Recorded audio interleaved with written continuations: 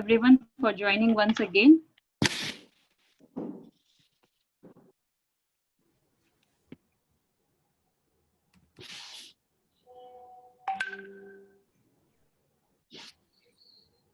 Good evening, ladies and gentlemen. This is Krishna Mukherjee from ETH, welcoming you to this interesting.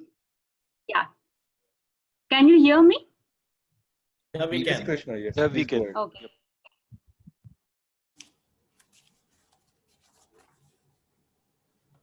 Good evening, ladies and gentlemen. This is Krishna Mukherjee from ETH, welcoming you to this interesting ET and Wire session, Engines of Human Progress, powered by Dell Technologies and SISL Infotech Private Limited. Thank you all for joining. So over the years, innovation and technology has massively transformed mankind, and the society has gone through a massive digital transformation from pre-industrial state to now a post-industrial. The 21st century has completely changed the canvas of how we live our lives. The rapid pace of technology has forced us to rewire conditioned ways of strategizing business roadmaps, to discover a whole new digital world of possibilities to take advantage of these changes and not fail, owing to digital disruption. I think we seem to have lost. Krishna, we can't hear With you. that, let me introduce our eminent panelist here. Let me welcome Sachin Arora, partner and head of India Lighthouse Data AI and Analytics KPMG India. Shrikant, Vice President BIRA 91. Deepu KV, President Operations, Communities and CX Bajaj Alliance. Tejveer Bhogal, AVP IT BCCL. Arindam Singh Roy, CIO East India Udyog Limited.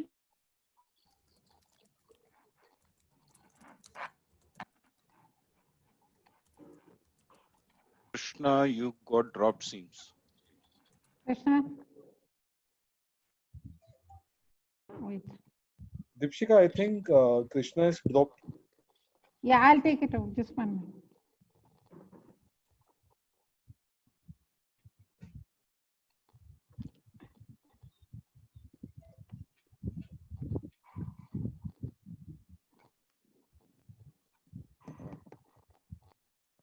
Yeah, sorry for that technical glitch. So, Krishna, you were at Mr. Namburi. yeah, Dipshika? You could start again. Not a problem. Okay, I'm starting again.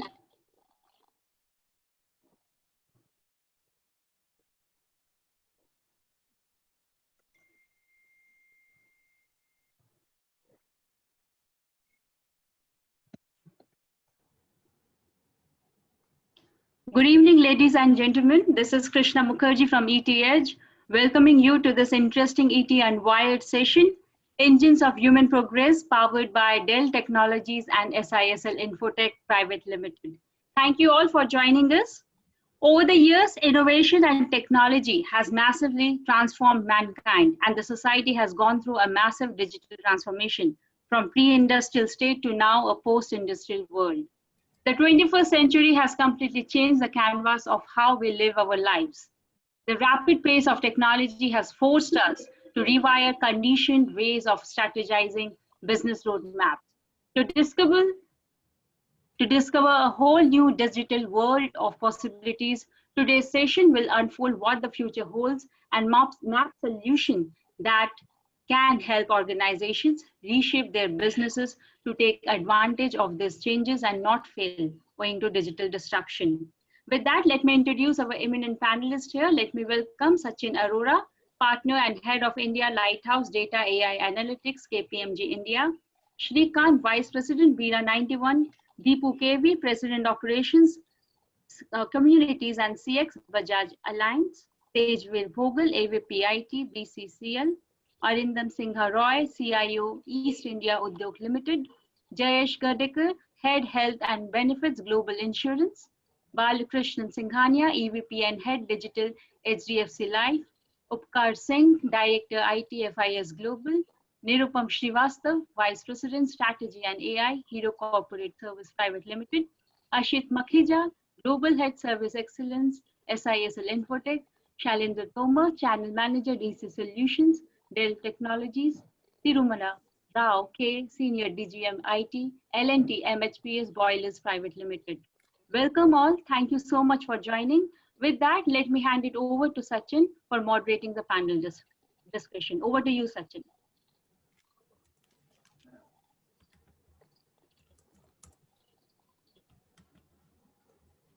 Thank you. I just want to first do a quick check on my voice quality and am I visible to all of you? Maybe anyone can just confirm it.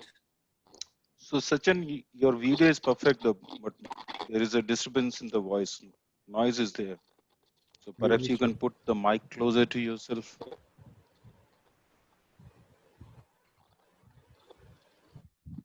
Yeah, and in fact, your voice is also coming a little breaking to me. No, we can't hear you well. We can see you Some well. problem with your mic. Okay. Just as Then you want to just log out and log in again? That normally reboots it. Sure, I shall do that. Just give me less than a minute. I'll be back.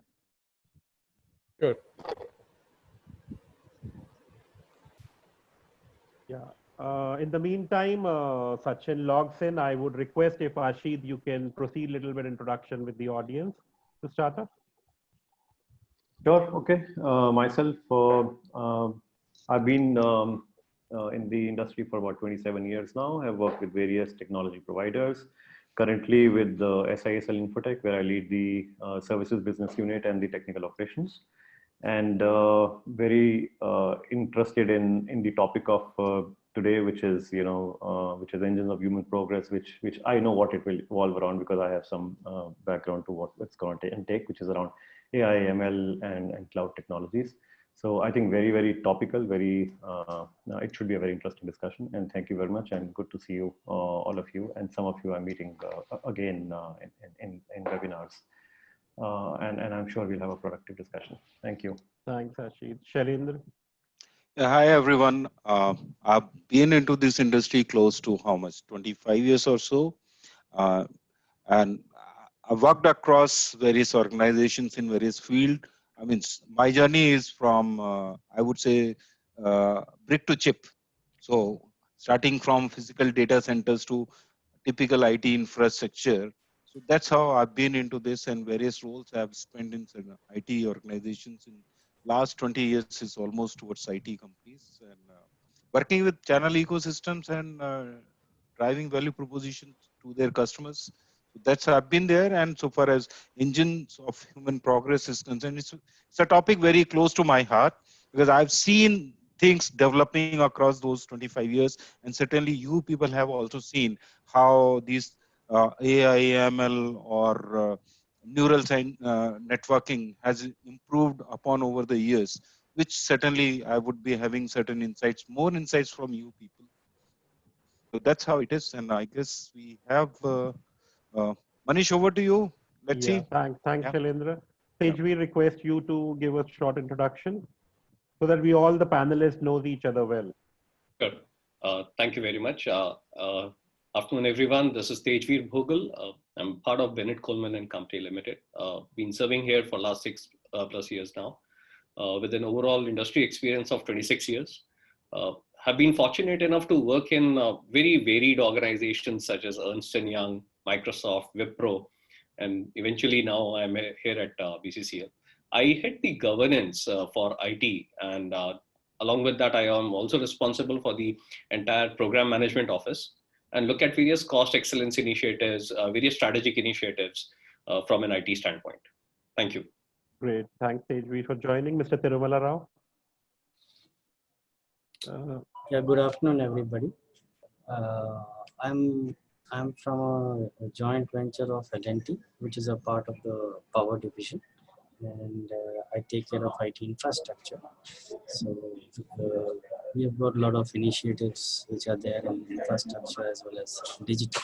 And hence, I'm extremely pleased to be a part of this group. Thank you. Thank you, Mr. Tirumala Rao. Mr. Jayesh Gadekar. Hi, good evening. So really excited to be on this panel and discussing, technology and the way forward.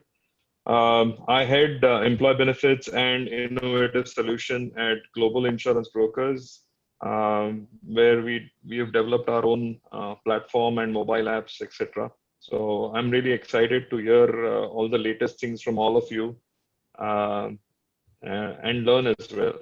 Thanks. Thank you. Thank you, Jayesh, so much for joining. Mr. Nirupam Srivastava. Thank you, Manish, and good afternoon, everyone. This is Nirupam Srivastava. I am Vice President Strategy and AI for Hero Corporate, and I'm part of the Chairman's Office, where we look at various initiatives across multiple group companies, both for-profit and not-for-profit. So we are primarily into very diversified, though Hero is very well known for the cycles and two-wheelers. We are actually very diversified. We are into real estate, we are into financial products, we are into metals, of course, we are into big time into education, where we have schools, college, university, and we are also into healthcare, we have hospitals, so and we are also into arts. So these are the domains we operate in, and I look at overall strategy, governance, and how we can leverage AI into these businesses and enterprises. Thank you. Thanks. Pleasure hosting you, Nirupam. Mr. Balkrishna Singhania. Sure. I am EVP and Head Digital for HDFC Life Insurance and have been in the industry for more than 20 years now. So my primary role is to basically bring more and more digitization to our ecosystem, that is both the B2C part as well as B2B2C, which means enabling our broader distribution and other partners that work with us. So looking at all sorts of digitization initiatives here. Thank you. Thanks for joining, Balakrishna. Mr. Upkar Singh. Just a small introduction from your side. We all were taking introduction from all the panelists. So you just join in. Mr. Upkar Singh, can you hear me? Yeah. A small introduction from your side. Good afternoon. Yeah. Myself, Upkar, working with world, #1 fintech. Can you be a little loud? Your voice is not very clear. Yeah. I hope it is clear now. Yeah, it's better. Yeah. So myself, Upkar Singh, working with FIS Global, leading fintech player, and taking care of the infrastructure as well as DevOps part of the applications, and making all possibilities, digital transformation in this difficult time, pandemic time, and delivering to the end clients their products, so helping the business to get into the objectives. Thank you so much. Welcome aboard. Thank you for joining. Mr. Shrikant. Hi everyone, good afternoon. This is Shrikant. I'm the Vice President. I head the information system for Bira 91. I've been here for about 3 years in this company. Prior to this, I worked with GSK and Philips, and 6 years in Tata Consultancy Services. Yeah. Thank you so much. Krishna, did you check with Sachin how much time it's going to take? So maybe we start with the first question, and we would like to start with Mr. Nirupam Srivastava from Hero Corporate Services. Yeah, Krishna. Yeah, Deepshika. Mr. Deepu's introduction is pending, Manish. Yeah, I was about to say that. I don't see the, okay. Your webcam was not here, so I'm very sorry, Mr. Deepu, please. Yeah. So good evening, everyone. Happy to be here with all of you.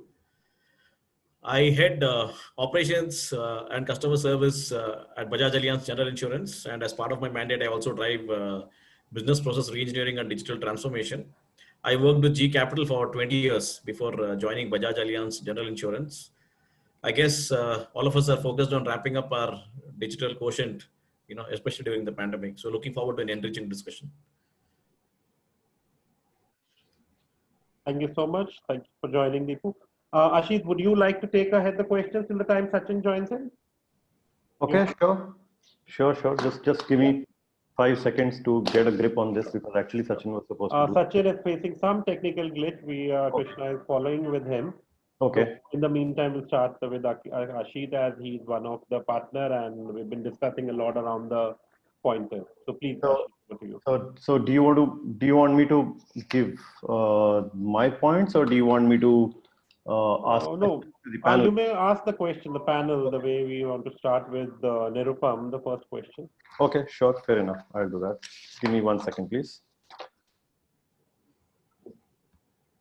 Okay, Nirupam, you're doing very, very diverse things. You said from steel to education, which is actually going from one end to the other in the industry. So would you like to just point out as to, firstly, how are you getting whole thing together from an IT perspective? And secondly, wanted to understand, what are the various initiatives that you are taking around AI and ML, especially from the perspective of that these are such diverse areas, and how are you looking at each one of them and the initiatives of AI and ML in each one of them, and how are you integrating the eventual analysis that you want to do out of them? So thank you, Ashit. And I think this goes very well with the theme that is the engines of human progress.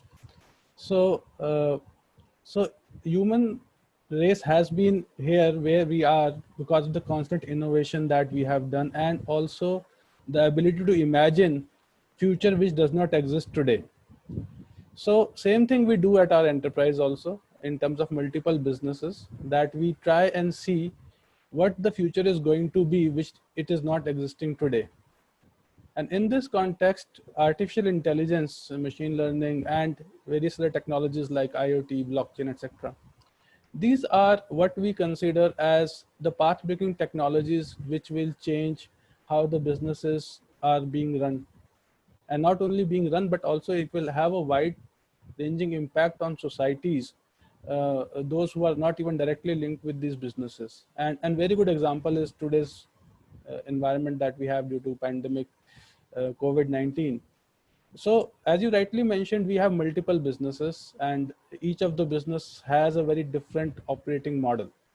They have a very different environment in terms of both competition as well as customer landscape. They have a very different governance structures and models because you are operating in a different size and scale as well. So some are very big, some are small and medium enterprise. So in these, some are for profit, some are not for profit.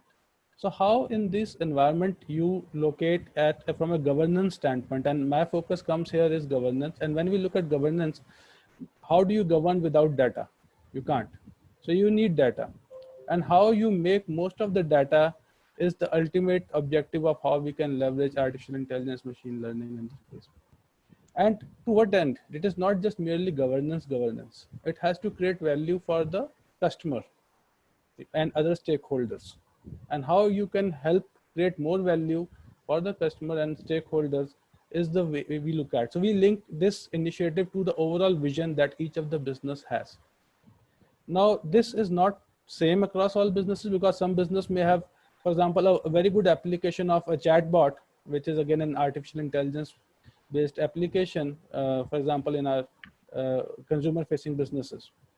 But that may not be really too helpful in a, say, a steel process facility. There IoT may have a much bigger role.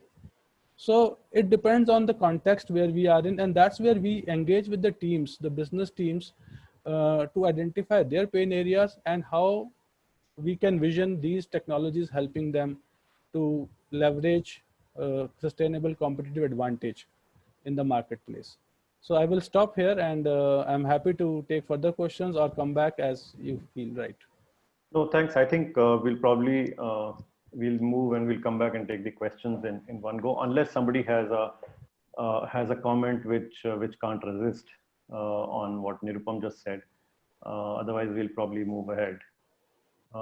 Jayesh, if I can come to you. Sure.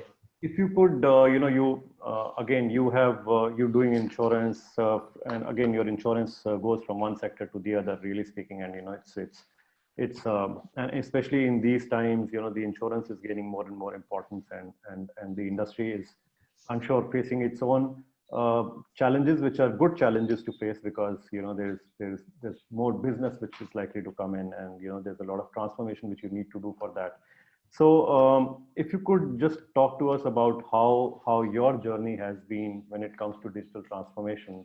And while AI and ML, what Nirupam was just talking about, is actually one of the components of entire transformation that you would have taken. So maybe you can touch upon that also. Sure. Thanks, Ashit, for that question. And it's a very apt question, and like you rightly said, that it is the time when insurance is in terms of distribution, and not only distribution but also at the back end servicing of the entire policy is also at its peak, so as to say. Well, the journey that we started at Global has been started almost 5 years ago. When we built our own technology platform and mobile app. Now, luckily, for most of these AI-based or machine learning tools, you need to have the data in a particular format. We invested in RPA, which is robotic process automation, to ensure that not only we optimize on the manual labor, we also reduce errors and omissions, because as you know, the data related to insurance is personal identifiable data. Going forward, you will have laws around that. So the RPA is playing a very, very important role on multiple, facets. Like I said, not only the data privacy, but reducing the human intervention in terms of the manual labor, errors and omissions. And also the speed at which we are able to process the data, because in today's world there is information overload. There is the transactions that are happening, especially now during the COVID times. We've had record number of transactions that we have actually been able to handle because of this intervention that we have had earlier. So I believe that like I said, the data needs to be prepped up in a particular format so that you can really dig down deep in terms of the machine learning and as well as the AI, and that is going to really reap a lot of benefits in the years to come. Yeah, I think very valid point. And I will say, it's not only RPA, it's the entire world of automation, which actually can call for a complete discussion on itself. It's both from the infrastructure automation and the process automation, what you just talk about, and very valid points on the data side. I saw Sachin join back. Sachin, are you there? Do you want me to hand this back to you? We just had a discussion with Nirupam and Jayesh. If you'd like to take over. Ashit, I think he again logged out. Okay, fine. So we'll definitely continue. Deepu, yeah, we can, if I'm trying to change the track here and moving from the entire AI/ML discussion and digital transformation to cloud. So if you could tell us, and cloud definitely is one of the key engines of human progress, which is there today, right? So how what do you think how have you gone about looking at the entire cloud implementation in your organization in Bajaj? Yeah, thank you, Ashmit. I guess it's not a surprising question, because cloud is very much the currency of conversation nowadays. So what we did, Ashmit, was when we basically moved our core platform. We had a platform, and then we are moving to a new platform. We leveraged that simultaneously also hosted on the cloud. In fact, we've been in the news for being one of the large insurers who have simultaneously transformed the core as well as hosted it on the cloud. So we get multiple benefits by being on the cloud.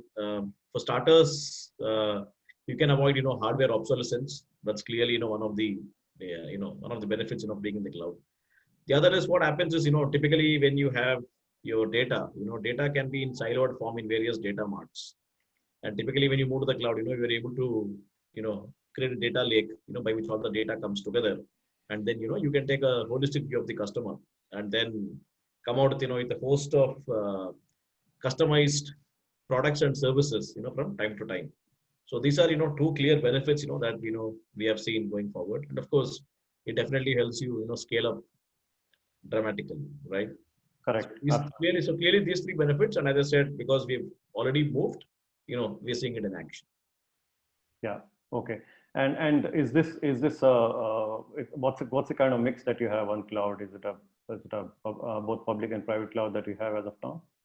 I couldn't hear you clearly, Ashit. Can you be a little louder? I said is what kind of a mix of cloud do you have right now? Is it both public and private? So is it a hybrid cloud in the true sense? Yeah, we have a hybrid cloud right now.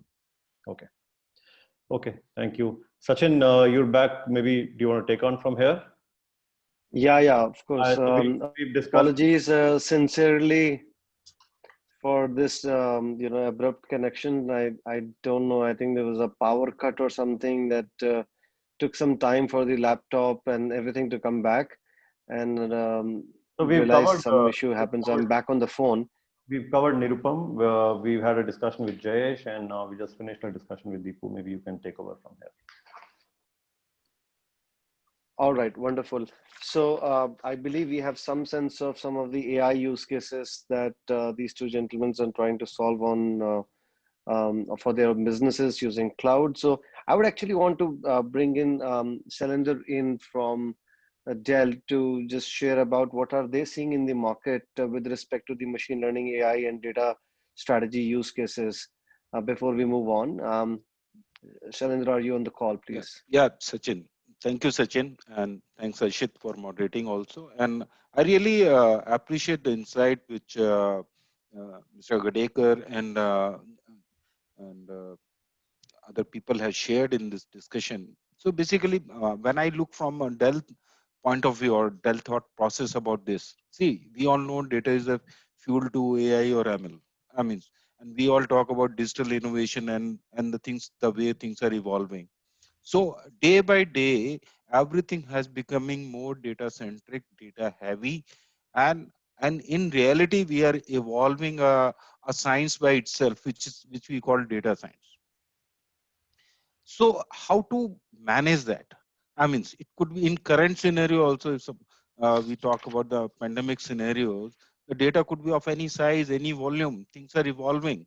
So Dell has come up with various solutions. Like first thing foremost, which I want to speak about, that how to leverage the compute and how to improvise the data reduction or in terms of storage. So the main focus is moving towards the all-flash solutions, which is what we are focusing and we are promoting the industry towards that.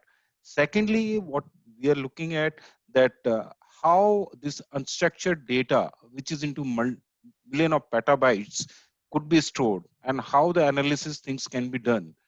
And third point, which I want to highlight, that when we move into a AI or a IoT kind of setup, how these things we can leverage with the built-in software-defined storage.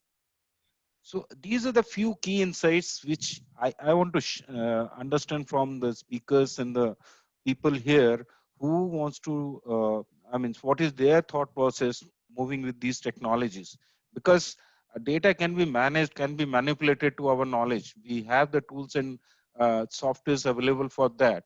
But how innovative we want to become ourselves to bring such a strong innovation pool. And we understand that new software and the hardware put together can get us to a stage which will help us to achieve the way we want to drive our business. Sachin, over to you. Yeah, I think very relevant points. I think with the advent of data being generated so much and so many different varieties, storage and compute sense to most optimized cost. While cloud is a great solution, sometimes a multi-cloud or a hybrid cloud kind of an environment could be well suited for this. As they say, technology consolidates, or I would say, technology democratizes its consumption, but it also consolidates production. So the best man or the best company for anything gets to do it for everyone. So it's a chance in the digital world. We have moved from pre-industrial time where there was very less technology adoption to industrial time where we use technology to scale industries to now a digital era. And I I typically use this second law of motion by Newton, which is force is equal to mass into acceleration. During the industrial time, the mass used to be one of the biggest moat of our organization. So the bigger the mass, more number of people, the size of the company, the bigger the impact or a force it will create. But with the internet and technologies coming to play so strong, acceleration has just taken over as one of the bigger moats than just the size of the company. And also, earlier things used to move to make a business happen. Today, bits and bytes move to make a business happen. We are all talking on internet as we speak, and ability to change has massively impacted, I would say, the business impact. So with that, I want to move to Tejveer from Bennett Coleman to understand what kind of technology use cases media conglomerates like yours are implementing. How have been you innovating from a large human capital company to using more technology solution and using the human technology or human intervention for the right purposes where it makes more sense? So Tejveer, over to you. Love to understand technology use cases, machine learning, AI use cases from media. Sure. Thank you, Sachin. And you are very right. I think innovation is one of the key aspects then one has to look at, from any business perspective today. But before I jump on to the various use cases scenario or what is it that I can share with you, I'd like to give the, some background about Bennett Coleman to not just the panelists, but also the audiences here. So largely when we talk about BCCL or Bennett Coleman and Company Limited, the first thing that comes to the mind is Times of India or Economic Times publication. But then not many people are aware that it's a legacy of 180 years in this country. And especially when we talk about the newspaper print industry, we are the oldest. Over the last many decades, we can proudly say that we have been at the pinnacle of adoption of technology, not just in terms of the IT part of it, but in almost every domain and every function of the print publishing world. So be it the advanced printing machines that we have deployed for printing the newspaper, which are typically the lifeline for the entire newspaper industry, but also to the packaging of the same newspaper, which converts them into bundles over a conveyor belt and then putting it just in front of the delivery van. So the entire process of that is a result of the various automation or the IoT based solutions that we have implemented. And this is just one part of it. The consumption of the advertisements and the content which is created by the editorial team, all of it coming seamlessly onto each and every page is by virtue of using a technology workflow. So that's another piece, another dimension when we talk about technology aided enablement of business. And trust you me, when I say this, the buck doesn't stop there. It is the technology and the instruments which have enabled systems which ensure timely delivery from the printing press to the various, each and every printing press location to the various depots across the country. If you look at it, today, each and every delivery van is fitted with the GPS system, which tells us as to what is the best route available to deliver that particular bundle in the shortest time. So there also we are using technology. And all of this is just about the print business. And actually I can continue for hours and hours to talk about the various aspects, other aspects of technology use cases in the print business. Likewise, innovation and adoption of technology has been the biggest leveraging factors for the other domains as well. Being a large media conglomerate, we have been able to capitalize this for various other entities as well, like the Times Internet Limited, the Ghana.com, Dineout, which is again a very consumer-friendly organization. So all of these organizations, all of these group entities put together, if you use, the use cases are humongous, but due to limitation of time, as well as the limitation on what is it that I can share being a media organization, I would refrain from talking beyond this. So thank you, Sachin. Thank you, Tejveer. I think very relevant information, and I like the use case that you talked about with respect to distribution of newspaper to different business. But we would just want to just go one more detail with you with the media and the, you know, the kind of information that you generate, and then you know, what you need to keep for a long period of time. What is the kind of infrastructure needs, hardware needs, and storage needs do you think your organization is coping up with? Beyond the distribution, just the sheer amount of volume of the digital, you know, kind of assets that you have is quite large. So Sachin, you know, you are right. And I heard Shailendra, I heard Deepu, and I heard, you know, others as well. To sum it up, if I really look at it, data is the new oil. Okay. And this is the underlying platform of the fourth industrial revolution. And to be very candid, we are a content creator, and we have been doing that for almost 2 centuries now. Till about a few years or a decade back, this was primarily in form of a physical shape, you know, physical newspaper, one has to store and all. But then that's when the digital transformation kicked in, and it paved the way for various deployment of data lakes, enterprise-wide data platform strategies, so on and so forth. So in order to cater to such ever-increasing demands of consuming data in various forms and shape, especially when we talk about audio, video, images, text, we went ahead and constitutionalized something known as the ARB, which is the Architecture Review Board, and with only one objective. And that objective was understanding the business requirement, one. Second, understanding the challenges. You know, what are the challenges that they have in their minds, whether it is a go-to-market strategy, whether it is understanding the demographics, understanding consumer behavior, or XYZ, and then accordingly devise a long-term strategy to address and provide resolution to such asks. And that's when it led to a very different strategy for us. It actually created a landscape within BCCL and Times Group, wherein we adopted a very hybrid environment. And this hybrid environment I'm talking about, you know, one is a centralized architecture, and second is a decentralized architecture. Because for the enterprise applications, and not just for BCCL, I'm talking from a Times Group perspective, you know, we have our centralized data centers, which is catering to not just BCCL, but all the group companies.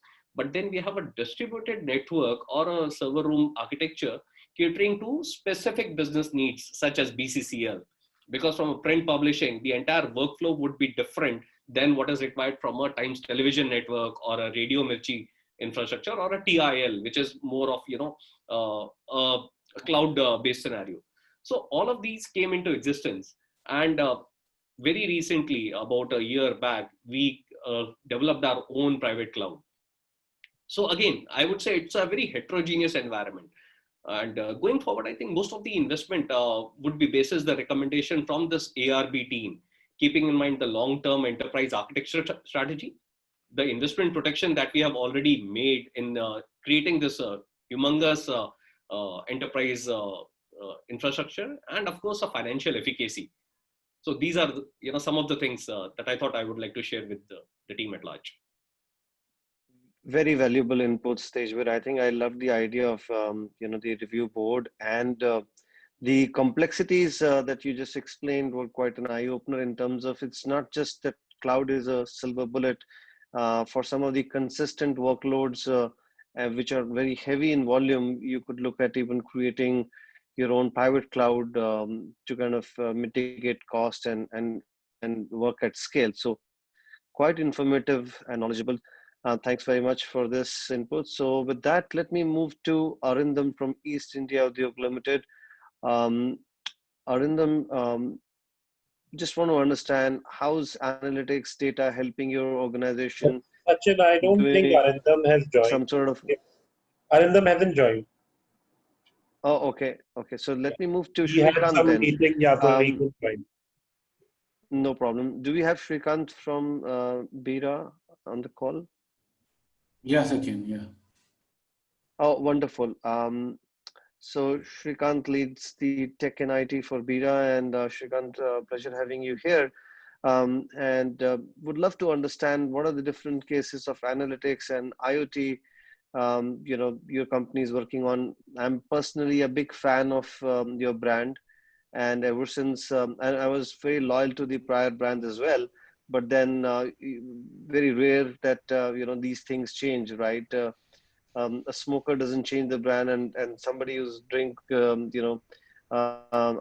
particular type of beverage also just doesn't change. So congratulations to you, been successfully able to convert our customers. So just want to understand, how do you use analytics? How do you use IoT to keep the quality up? And what are the different types of innovation your organization is doing using technology, machine learning, AI?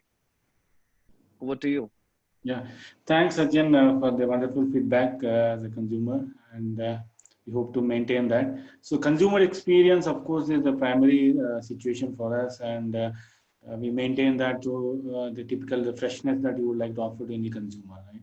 I mean, for us, pretty much we were in more of a craft beer environment, whereas the on-premise outlets where you actually go to restaurant, bar, and where the fresh beer more or less is served to the consumer there. I mean, we tried a couple of times, so of course, in the last 6 months, COVID impact, so a lot of these on-premise restaurants were closed. Before that, we tried with the sensors at the tap where these machines were installed, right? But we were able to get the ingest the data properly, amount of liquid that was flowing from the kegs, but somehow the data was not coming proper, and the way the barman who was trying to handle the liquid at that time was not very professional enough to handle that. It's quite very sensitive. So we could not really get there. How do we feedback that actual consumption at the outlet to the supply chain to replenish it? Yeah. So if you really see the challenge any alcohol industry faces is there are limited retail licensed outlets across India, and the spacing is very limited there. It is frequent replenishment and actually able to measure the consumer consumption there and able to really replenish it through proper supply chain, which is where your IoT becomes very successful story, right? The point is that this IoT, if you see, our factories are far interior located, where the basic infrastructure is a challenge. I mean, in terms of your network availability, and then the transportation is also not matured enough to handle the sensors properly and able to track the devices and reaching to the outlet and then flowing that information back to that and then integrating with the ERP. I mean, this is a very powerful use case for us, which we would like to, because our capacities have become 5 times last March 31st. Now we were knowing that there's a huge demand, but supply was limited. Now that we have ramped up the capacities, identifying the right growth opportunities and then fulfilling the product availability there would be a key situation for us. And because of COVID, we could not see that situation. Hopefully, once this becomes normal, then the real power of IoT and all would be experienced there, right? I mean, from the analytics point of view, we really see that, I mean, we have got a dedicated team, business growth and analytics team, which works on data and tries to support the sales force and identifying the new outlet opportunities and potential growth for sales. Yeah, but the challenge, if we really see, is that the conviction with which the analytics team communicates, the belief needs to come from the sales force. They go by gut feeling, they go by on-ground experience, which sometimes the AI as an output or a data analytics as human intelligence is put in place. There's always a sort of conflict and a lot of more of a negotiation happening with the on-ground execution. So that's where I feel AI as a concept, if you look from the front end, driving new business models or growth opportunity, would need to be more cautiously looked. Whereas when you really try to improvise on the cost reduction through back-end supply chain, ML and AI might throw much more powerful value at the moment. That's what I feel. Yeah. Wonderful, wonderful. I couldn't agree more with you in the sense that, you know, we are also working with many of our clients use cases and pretty much resonating the same. Let me quickly move to our next speaker, Balkrishna Singhania from HDFC Life. Welcome to Balkrishna, to you, and just wanting to understand, one of the early ones to adopt both cloud and the data journey, and journey on cloud, building up a data lake or public cloud. I just want to understand how the journey has been, what roadblocks and challenges have you hit, and how's after building the ROI looks like you're quite in new, building up that. So just like to understand what are the different use cases that you're trying to solve with that data lake on cloud. So, Sure. Mr. Balkrishna. So you asked quite a few questions, so let me try answer. The first and most important thing is, why did we do cloud, or why do I think most companies do cloud? Predominantly, the first reason is finance reason. You move CapEx versus OpEx. There is some juggling and there are some advantages to it. But the more important thing is that as we moved in the digitization world, we wanted scalability and flexibility. Now, if you build the biggest system in the world, yes, it is scalable to that extent, but then you are paying for that hardware all upfront. So that was the fundamental thought process, that when you move a lot of your key services to the cloud, we can scale the business at the speed of the business itself. In a sense that if I sell more, if I do certain activities more, I can scale the business. So as we build the cloud journey, so there were 2-3 things that we wanted to take care of. One, it has to be sort of, while we are using only one of the major provider, it has to be agnostic to a large extent, in a sense that if tomorrow we want to move the provider, we should be able to do that. But more importantly, it's not about moving an application, but it's about saying, can I move the entire compute as well as storage to the cloud in a meaningful manner? And it is not about getting a check mark done on my IT list saying, yes, we are on the cloud and we can speak about it. So in some sense, I still like to think that we are in the transition from cloud compatible to moving to an infrastructure which is more cloud native. So more and more of our current application are cloud native. More and more vendors that we work with are cloud native, which means that the efficiency that the process brings, because these are cloud native and have been designed keeping cloud in mind, those efficiencies are the real ROI. The second piece is we are able to, especially in this current environment, work from home. A lot of our IT people, developers and all of that, we have been able to work pretty much across. While yes, you could do the traditional thing as well through any VPN setup, but cloud made it a lot easier for us to do that.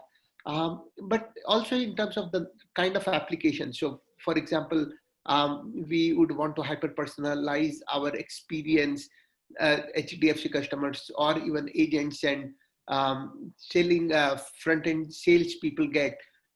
We want to hyper-personalize that in a sense that if I know that a given let's say customer would want such particular type of product, taking any application such as say Customer 360 to the cloud, which means that the frontline guy who is either talking to that on the phone or over a physical meeting, not many are happening right now, but nevertheless, we should have that information at the on our mobiles or at the basically at our fingerprints, and a lot of those are a lot easier when we do it on the cloud.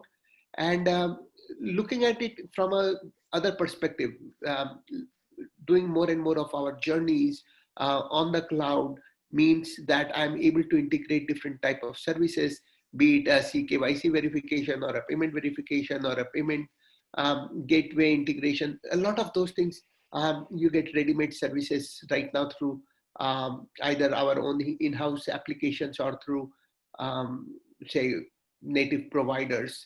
And building analytics on top of that, I don't think of analytics as a separate activity, but I think analytics as a part of almost any application that you develop, which means that when I'm doing, say, hyper-personalization, customer segmentation, or any of those things, I should be able to bring that intelligence in the process. If we think of it ROI on the day one, ROI doesn't come on day one because the adoption of the user will take its own time. So if I start with that mindset, it doesn't always work. But if we want to be future ready and not be the next Kodak film camera, we want to be invested continually in this technology. And chances are out of 10 investments we make, 5 of them may not work.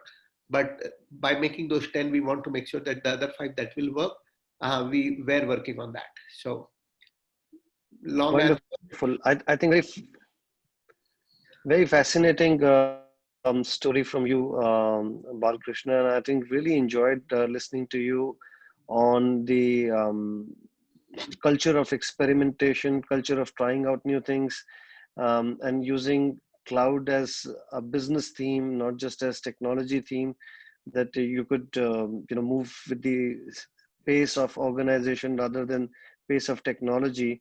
Would you be able to give us some impact that it has created? While you did talk about a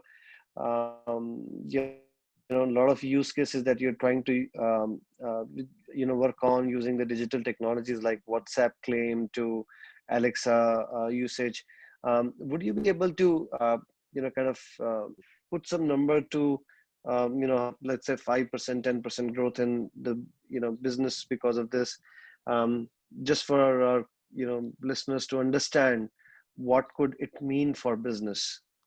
So the way I look at it is business grow from sales perspective. At the end of the day, technology is enabling that business.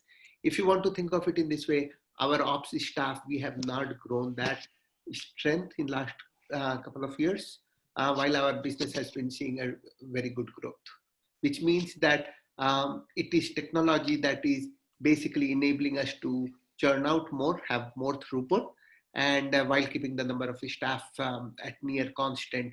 It's only the analytics team and some of the digital team where we have had headcount increase, for example.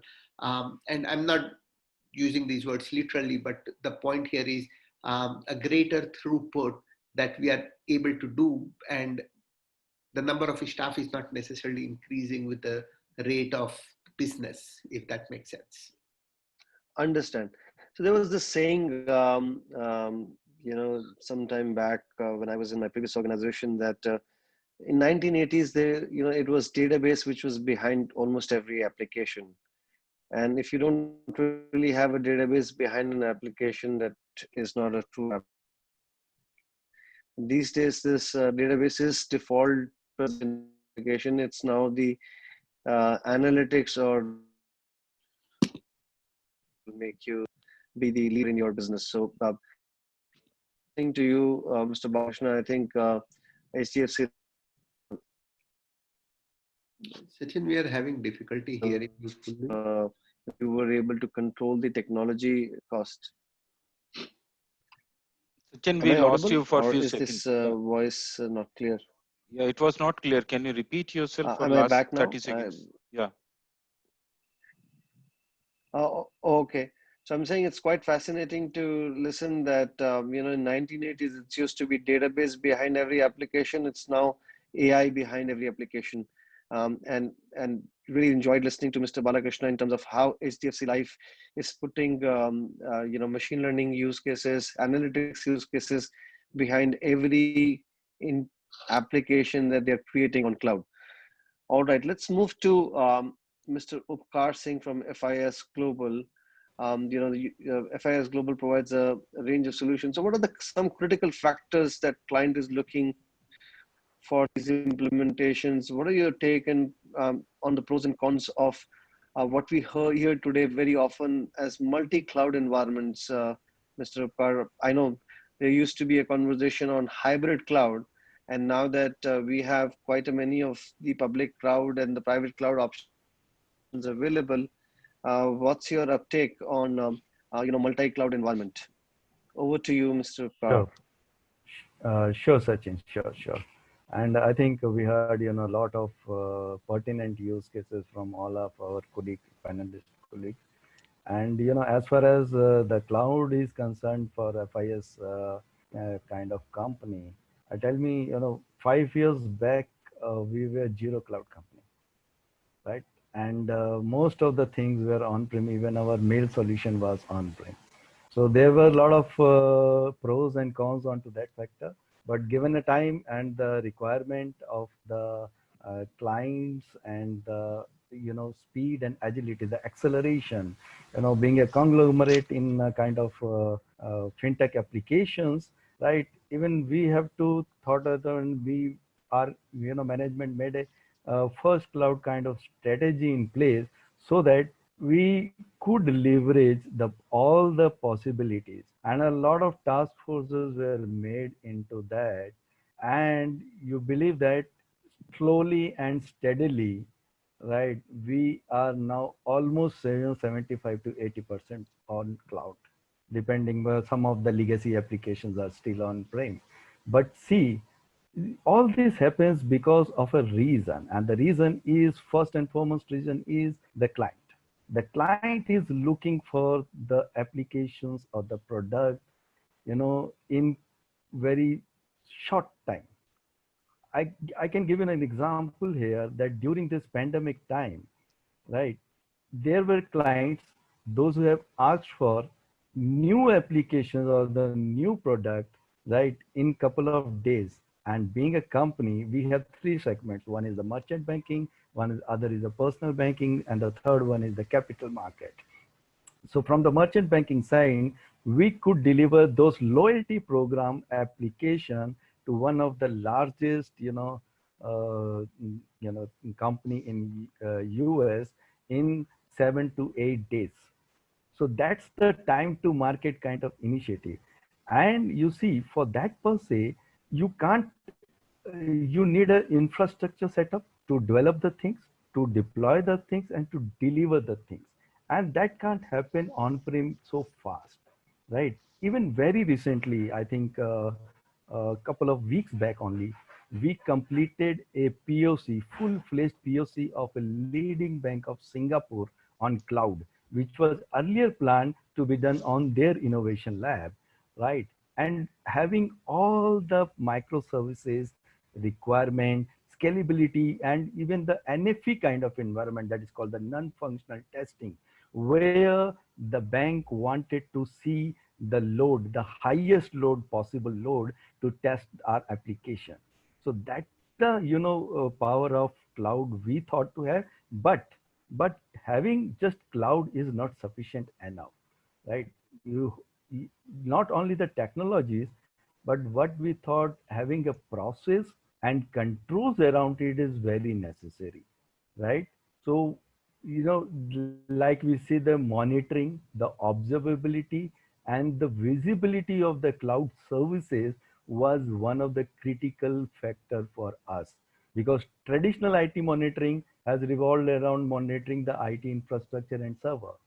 And as we move to the cloud, it is possible that we don't have either of those things, right? So we could deploy our apps via services like Azure App Services, Cloud, Google Cloud Engine. So we are literally have access to zero servers. And in that case, what we see, the cloud computing is able to deploy our application. So having for that the visibility of the services, the observability, what is going wrong, how much is being used, and when to optimize the resources, like microservices for the Kubernetes resources, and how to leverage for applications, share it with the different others application was one of the key points where we look after. And to see, to make whole this as a gamut, the three things which worked is that equipping your workforce, right, with the right kind of technology, we call TTP, technology, tactics, and process. Then empowering them with the right set of knowledge and to deliver the things, and then exposing them to deliver the things. So these all make a factor where you make the things possible to deliver to the end client as a time to market. Understood. I think point very well taken, Mr. Upkar Singh, as you're clearly saying that it's the turnaround time that is a huge provide tailwinds to cloud adoption in the businesses, and completely couldn't agree with you more, having worked with a cloud company in my prior experience myself. So completely there. Ashit from SISL, Ashit, if you can come and share your experience of deploying some of this multi-cloud implementations as an organization. What has been your observation towards the industry when it comes to multi-cloud environment? Okay, thanks. Yeah, I think that's an important point that you make on multi-cloud. While Upkar and Bala and Deepu mentioned about cloud implementation, what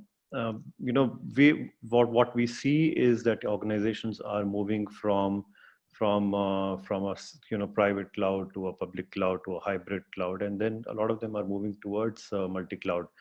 While there are different definitions of multi-cloud, but loosely speaking, it's different kinds of public cloud coupled with a private cloud, which is there, which I call at least as a multi-cloud. Especially if there's a edge cloud also involved in it, where there's a lot of sensors and IoT devices which are talking to each other without really pushing the load on the server. So what we're seeing is that, yes, a lot of organizations are moving towards multi-cloud. In fact, I was reading a study by IDC, which said that about 93% of the organizations today have more than one cloud providers in their environment. So it's becoming a reality now that more and more. And you see the workloads are increasing, workloads are getting more and more complex, use cases are increasing, data is increasing, network is the bandwidths are increasing. So all this will definitely lead to more and more use cases being thrown onto the cloud, which means a lot of different kinds of clouds will come in.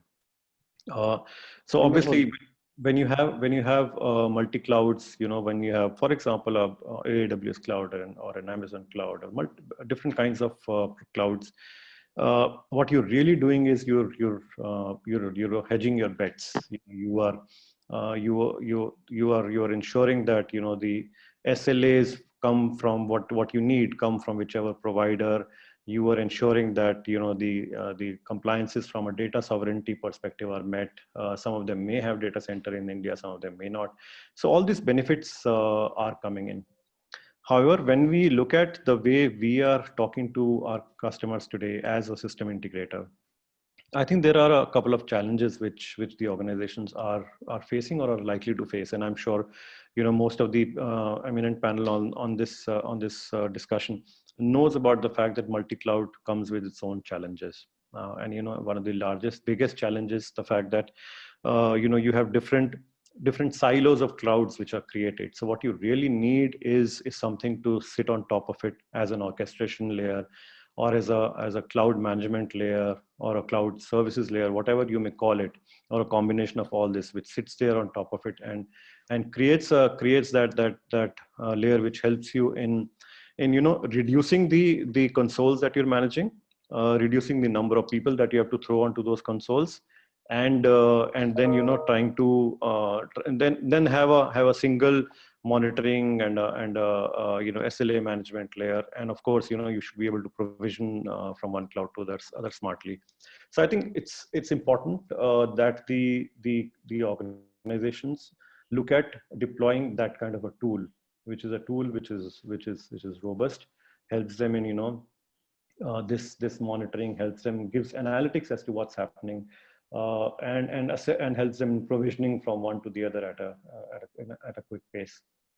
The last point which I wanted to make when it comes to us as a system integrator, I think we work hand in glove with our customers, because our journey, really speaking, starts from when the customers start envisioning the architecture of the cloud, and then they start identifying what are the catalog of services that they need from various providers, what are the performance expectations which are there, and that's when we start getting into the details and we start looking at what is it that you really want. Do you need, for example, an IDEM service? Yes or no? And if no, then are you paying for it? Then why are you paying for it? What is the SSO strategy, for example, that you may have? What is the RPO RTO strategy? How will the workload migration happens? all these things come into play, and you know, the last thing which we really want to work closely with our customers, and we do, is how will the whole thing sustain going forward. You know, what are the skills in your environment? Do you really want us to help you in building those skills so that we can hand it over, and you know, you can continue with your resources going forward. So to summarize, multi-cloud is a reality. I don't think anybody will contest that. There are very smart and robust tools, like for example, Dell Technologies, VMware, they have a tool which is a pretty strong tool for managing this kind of a multi-cloud environment. And there are, you know, SIs like us who I think have that experience of implementing complex clouds, which you know, you might be wanting to embark upon. Thank you, Sachin. Wonderful. I think very detailed insight, Ashit, from you, and I completely agree. Most work that we are also working with our clients with KPMG involves multi-cloud implementations, and I know we have little overboarded our time, but if our clients are or our listeners are around, I would just like to move ahead to our next panelist, Tirumala Rao from L&T MHPS Boiler. So, Mr. Tirumala, I just want to understand from you that what has been your digital and the data strategy as an organization, and how is the software licensing services being used in your organizations, and what are the art of possible with the respect to the different solutions that you're doing around digital. So over to you, Mr. Tirumala.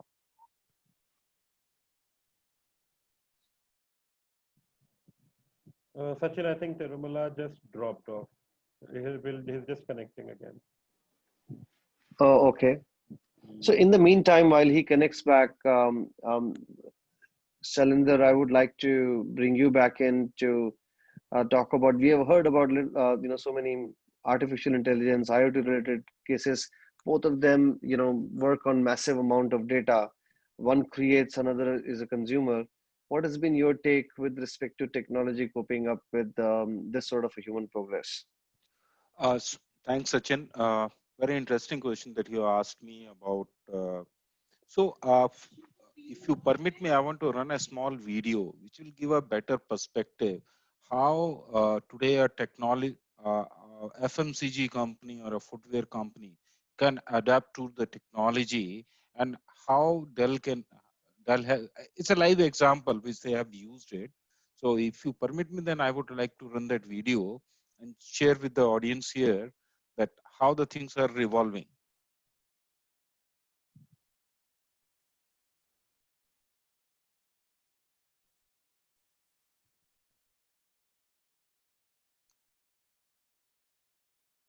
So hope screen is visible. Yes, it is, but audio is not coming, I think. Shailendra, if you're playing from the PPT, the audio will not come. You'll have to play the file separately. Okay, I have to play the file separately. Yes. Okay. Let me write.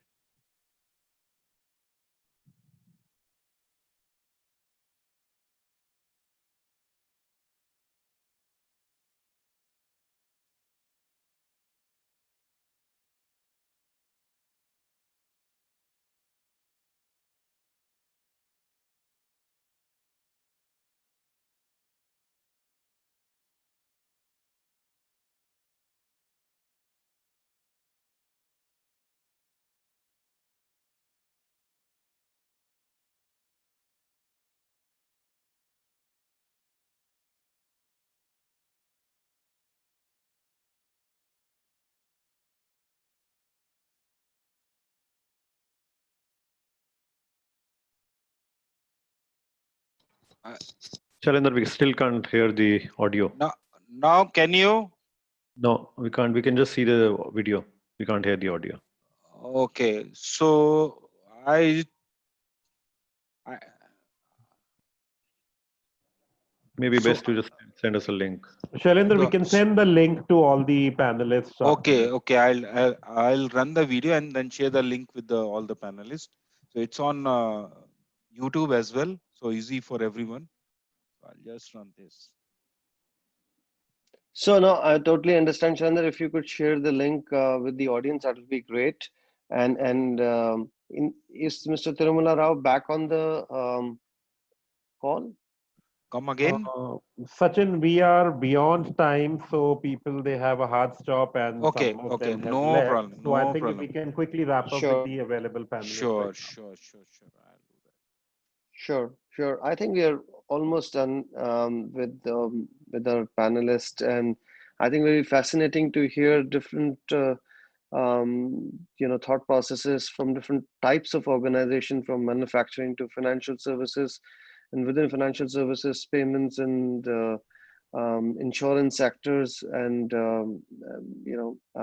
beer company, if I can call Bira. And very great perspective that how technology, machine learning, AI, cloud, storage with this massive amount of data which is getting generated is impacting human life, and the way we are progressing. I would put COVID-19 as an accelerator to this technology adoption that we are seeing, and in time to come, I really feel the G in the compounding of growth of technology is going to come now, and we will move to the future faster than ever.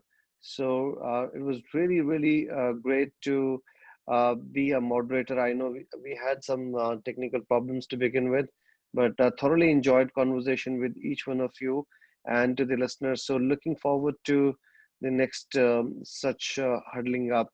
Thank you very much, and have a good evening. Thanks, Ajin. Thank you, all the panelists. Thank you very Thank you, much. everyone. Thanks all.